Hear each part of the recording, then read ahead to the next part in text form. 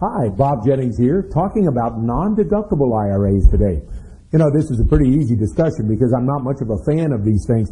There's only one reason to have a non-deductible IRA. You know what it is? Think about it for a minute. It's because you can't have a Roth. A Roth IRA is always better. Let's make sure that we understand.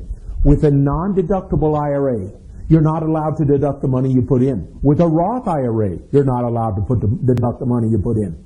With a non-deductible IRA, you don't pay tax on whatever you earn. With a Roth IRA, you don't pay tax on whatever you earn.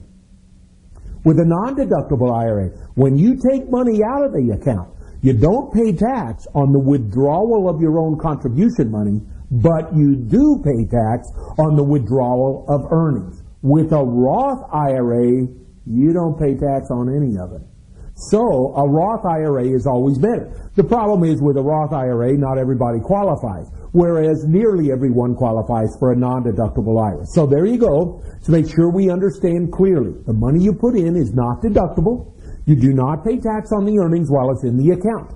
When you take money out of the account, you don't pay tax on the return of your own investment, but you do pay tax on the return of earnings that you have earned in the account. And by the way, if you take it out before 59 and a half, you even have a 10% penalty on those earnings in addition to the contribution.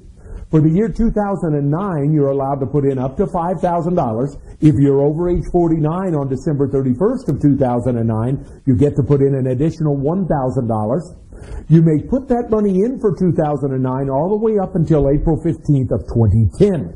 There is one other issue here on non-deductible IRAs.